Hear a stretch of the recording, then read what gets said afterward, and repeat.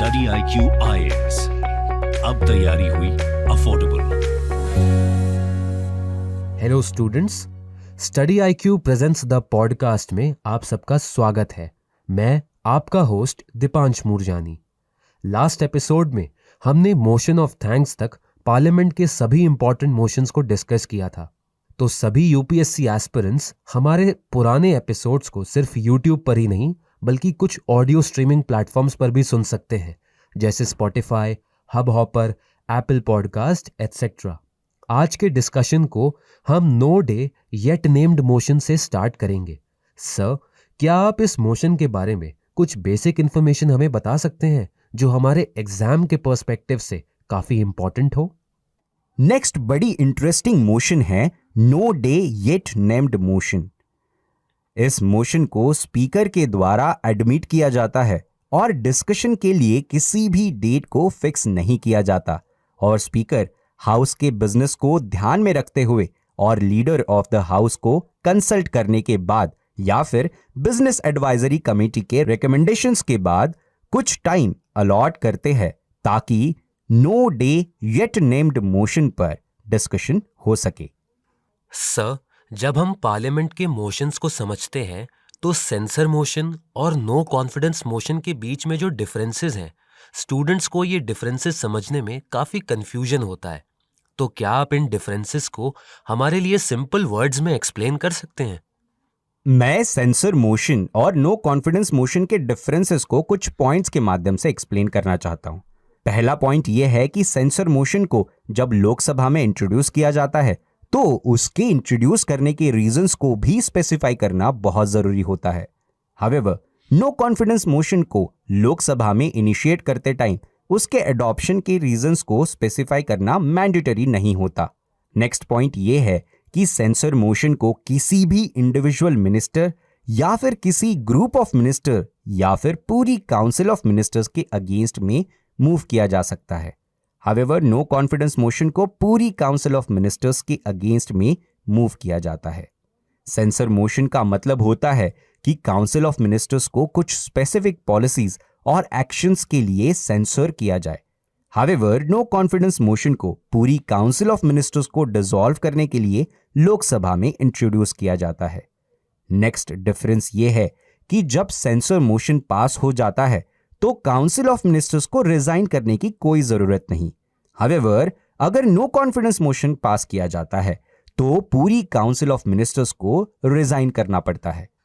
Sir, next motion है dilatory motion.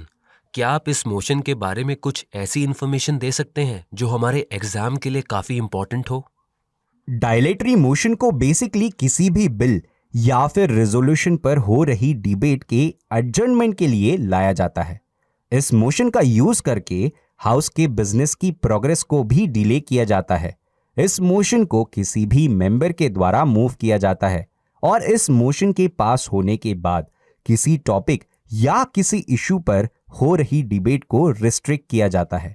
However, restriction सिर्फ एक कंसर्न्ड टॉपिक से रिलेटेड हो सकता है, बाकी सभी इश्यूज पर हाउस की नॉर्मल फंक्शनिंग कंटिन्यू होती है।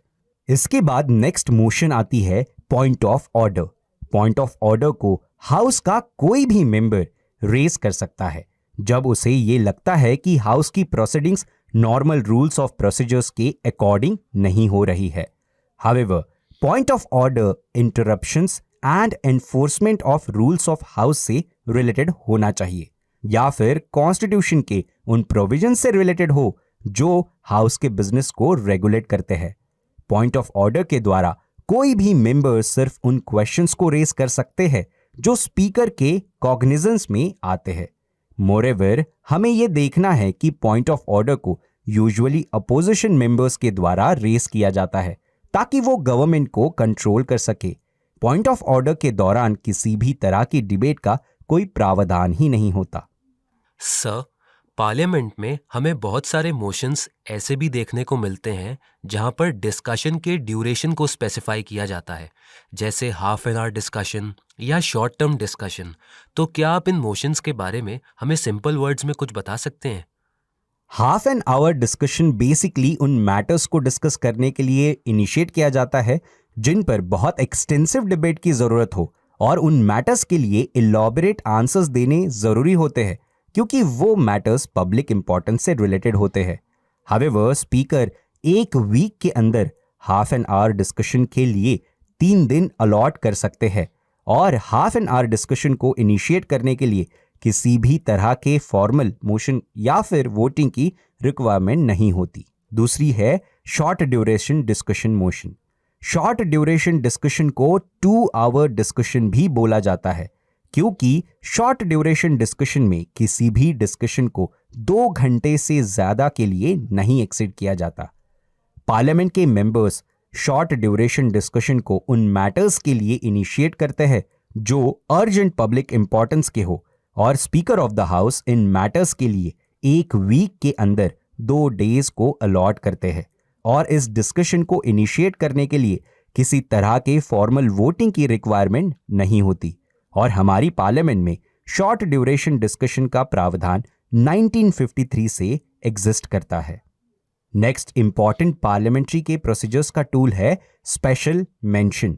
स्पेशल मेंशन में उन मैटर्स को इनिशिएट किया जाता है जो पॉइंट ऑफ ऑर्डर का पार्ट ना हो और उन मैटर्स को क्वेश्चन आवर या हाफ एन आवर डिस्कशन या शॉर्ट ड्यूरेशन डिस्कशन या adjournment motion, calling attention motion, ऐसी नोटिसेस, कॉलिंग अटेंशन नोटिस या फिर हाउस के किसी भी दूसरे मोशन में उन इश्यूज को ना डिस्कस किया गया हो तो स्पेशल मेंशन के अंदर उन मैटर्स को राज्यसभा में डिस्कस किया जाता है और सिमिलरली अंडर रूल 377 लोकसभा के अंदर स्पेशल मेंशन को नोटिस मेंशन के नाम से जाना जाता है। सर, सभी तरह के मोशंस को समझने के बाद अब हम रेजोल्यूशंस के बारे में जानने के लिए काफी इंक्विजिटिव हैं। हम ये भी जानना चाहते हैं कि मोशन और रेजोल्यूशन में क्या डिफरेंस होता है। सबसे पहले हमें प्राइवेट मेंबर्स रेजोल्यूशन को समझते हैं। रेजोल्यूशन में बेसिकली प्रोसीजर्स थोड़े से ज्यादा होते हैं और मोशंस के अंदर प्रोसीजर्स कम होते हैं लेकिन कंटेंट ज्यादा होता है। अगर रेजोल्यूशंस की बात करें तो मेंबर्स उन्हें हाउस की अटेंशन और गवर्नमेंट के अटेंशन को ड्रॉ करने के लिए मूव करते हैं ताकि पब्लिक इंटरेस्ट के मैटर्स को जल्दी से जल्दी रिजॉल्व किया जा सके। रेजोल्यूशंस पर हमेशा फॉर्मल वोटिंग होती है। हमने मोशन डिस्कस करते समय सब्सटैंटिव मोशन को पढ़ा था तो हम कह सकते हैं कि सभी resolutions can be viewed as substantive motion क्योंकि सब्सटैंटिव मोशन के अंदर ही प्रॉपर प्रोसीजर को फॉलो किया जाता है। सभी रेजोल्यूशंस के अंदर भी प्रॉपर प्रोसीजर्स फॉलो होता है और एक बार यदि किसी मेंबर ने किसी रेजोल्यूशन को मूव कर दिया हो या फिर किसी रेजोल्यूशन में अमेंडमेंट को इनिशिएट किया गया हो, वो मेंबर उसे वापस नहीं ले सकते। सर, हमने देखा है कि रेजोल्यूशन के कुछ टाइप्स भी होते हैं, तो क्या आप उन टाइप्स को सिंपल वर्ड्स में हमें एक्सप्लेन कर सकते हैं? सबसे पहले हम प्राइवेट मेंबर्स रेजोल्यूशन को समझते हैं। इस रेजोल्यूशन को समझने से पहले हम ये समझते हैं कि प्राइवेट मेंबर बेसिकली किसे बोला जाता है। कोई भी ऐसा मेंबर ऑफ पार्लियामेंट जो मिनिस्टर नहीं है वो प्राइवेट मेंबर कहलाता है। इसका मतलब रूलिंग पार्टी के मेंबर भी प्राइवेट मेंबर हो सकते हैं और अपोजिशन पार्टी का मेंबर भी प्राइवेट मेंबर हो सकते हैं। प्राइवेट मेंबर रेजोल्यूशन को कोई भी प्राइवेट मेंबर हाउस के अंदर इनिशिएट कर सकते हैं, लेकिन प्राइवेट मेंबर के रेजोल्यूशन पर डिस्कशन सिर्फ अल्टरनेट फ्राइडेज पर हो सकता है और ये डिस्कशन आफ्टरनून सिटिंग में ही हो सकता है। अब हम गवर्नमेंट रेजोल्यूशन को समझते हैं। गवर्नमेंट रेजोल्यूशन को किसी मिनिस्टर के द्वारा ही इनिशिएट किया जाता है और गवर्नमेंट रेजोल्यूशन पर डिस्कशन मंडे से लेकर ट्यूसडे तक किसी भी डे पर हो सकता है। नेक्स्ट कैटेगरी ऑफ रेजोल्यूशन है स्टैट्यूटरी रेजोल्यूशन। स्टैट्यूटरी रेजोल्यूशन को या तो कोई प्राइवेट मेंबर इनिशिएट कर सकता है या फिर कोई मिनिस्टर इनिशिएट कर सकता है और इस रेजोल्यूशन को कॉन्स्टिट्यूशन या फिर एक्ट ऑफ पार्लियामेंट के प्रोविजन के अकॉर्डिंग इनिशिएट किया जाता है। सर, हमने हमारे डिस्कशन में बहुत सारे मोशंस और रेजोल्यूशंस को समझा, लेकिन अब हम उन रेजोल्यूशंस और मोशन को समझना चाहते हैं जिनसे रिलेटेड हमें इश्यूज देखने को मिलते हैं। हाँ बिल्कुल, जैसे कि गिलोटिन मोशन एक ऐसा मोशन है जिससे रिलेटेड ओवर द ईयर्स हमें कुछ इश्यूज देखने को मिले हैं।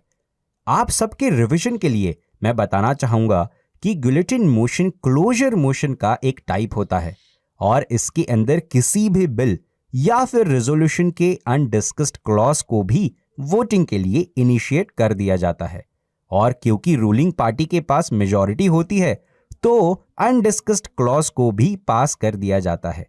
लेकिन अगर हम इसका क्रिटिकल एनालिसिस करेंगे तो हम ये समझ पाएंगे कि गुलेटिन मोशन लेजिस्लेचर की अकाउंटेबिलिटी को डाइल्यूट करता है और इस मोशन की वजह से अलोकेशन में मिस अप्रोप्रिएशन देखने को मिल सकता है। Moreover guillotine motion public finance में अपोजिशन के रोल और इंपॉर्टेंस को भी रिड्यूस करता है और हमें इसी तरह का मिसयूज रिसेंटली ही देखने को मिला जब 2019 के बजट को 40% से भी कम डिस्कस किया गया और मेजॉरिटी ऑफ द प्रोविजंस को गुलेटिन मोशन के पार्ट कंसिडर करके पास कर दिया गया।